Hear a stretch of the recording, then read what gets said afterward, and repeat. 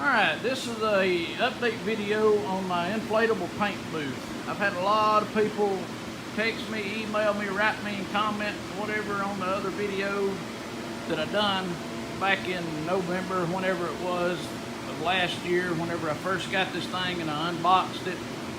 I went back and looked and I was like, well heck, I ain't never made a kind of like a how I made it up, you know, or how I built it and put it all together and this and that, whatever. So anyways, what I done is I took this paint booth here is, I think it's 15 wide, 28 long, and 10 high to the top part of this fabric here, not right here. So right here, it's 8 foot to the 2x4s right here. So if you got anything over 8 foot tall, you ain't gonna get it in this particular booth here.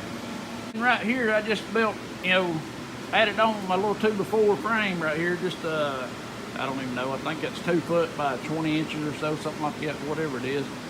And I just put super glued some clothespins on there, and I put a piece of cardboard up first, and then I just changed the paper here out on it. I just pull these clothespins. I still got a piece there back behind that one right there I need to change out, but that's where I kind of spray my gun, you know, test it out and adjust the gun and everything there before I start painting and spraying. So anyways, what I've done is these 2x4s down here on the bottom are 10 foot exactly.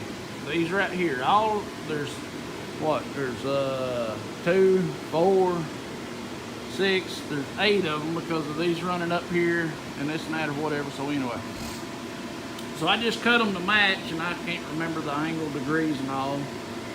And then, you know, the main reason why I put these in here, well, 2 main reasons, was for my lights, because I've got 3, 6, 9, 10, and 11. There's 11 lights in here, LED lights that I picked up at Sam's Club. You know, so I just built the 2x4 frame in here, and the main reason, other than the lights, is if your power goes out while you're in here spraying something, you're gonna have a paint booth on top of some good paint. And if you paint anything like I paint here, this AirTech paint for aircraft is not cheap, man, and you dang sure don't want to use an inflatable paint booth and not have a backup plan, so in case the power goes out, this thing's going to come in on top of your paint, man. I've got about $5 grand just in the paint for this airplane, and, you know, like I say, you don't want this stuff to come down on you.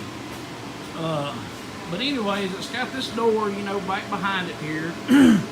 And that room in there is 4 foot wide by, you know, 15 long, and it's the same height as in here and everything. And they call that kind of the prep room, so you can put your paint and everything in there and whatnot. It's got these carbon filters, this Velcro net on this side. You pull off, change your filters, and put them back on. Another thing, what this booth here does is it pressurizes that paint room in there, which blows the air, fresh air through those filters, and then it pressurizes this main paint booth, and then it blows the, you know, the air out the sides, these side filters right here. That works good.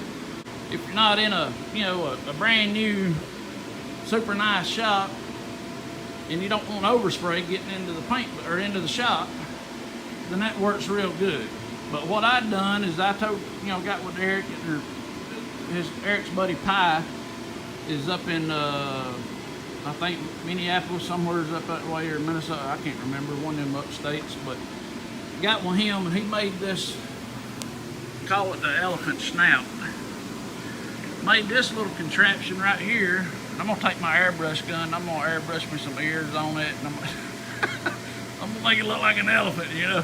But anyway, so what I done is I ordered this little exhaust fan. This is a 12-inch exhaust fan for, I don't know, I'll try to find a link and put it down in the description here of the video. So it sucks the overspray and everything to this filter, and then it goes through here, and yeah, it may get a little bit of overspray outside, you know, but I just drag it over here to the door, raise this door up some, and set it out and lower the door back down on top of the orange pipe and plug it up outside, and it pulls all the, you know, overspray fumes out. That's what the towels are for. It's, you know, so it keeps my cold air in the shop. But anyways, but the paint booth is a jam up paint booth. I mean, I hadn't had the first lick of problems out of it. The blowers are great. The blowers work fantastic. I mean, that's about it. It's done its job for me, and you know, I can't complain. I don't use that little prep room back there on the back. I run my air hose and my fresh air respirator hose through the front door up here when you pull that door down on the paint booth, the clear door. I just run the hose through there and bring the 2 zippers down to meet the hose, and works good, you know, and I just go in and out of that. And another thing there I've had a lot of people ask me about is my wing rotator right here I built. I crafted this thing here out a couple of years ago or so.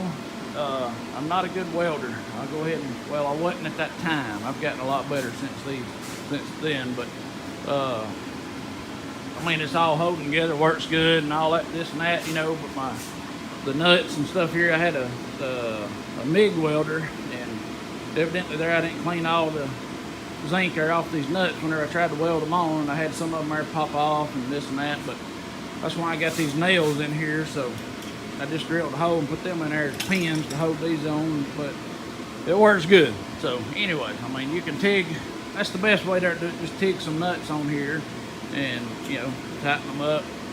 This here adjusts in and out. Loosen these nuts here, and this slides in and out, you know, that way, right to left.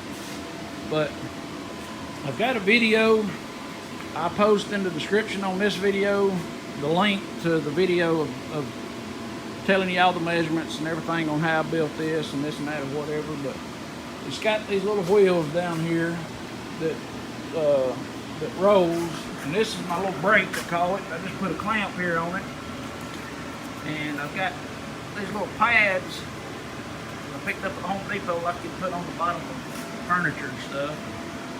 And that's just 2 pieces of 1/8 aluminum by 2 inches wide, and I just bent it up 90 degrees and screwed them down to the frame, and it works good. Whenever I clamp it, take the clamp here off, and you can see it just, I mean, it turns, it rolls easy, and these wheels, they're just little nuts and bolts, you know, 2 little bolts run through it or whatever. But I just wanted to kind of show you this thing right here a little bit, and that's how I rotate the wings around and stuff.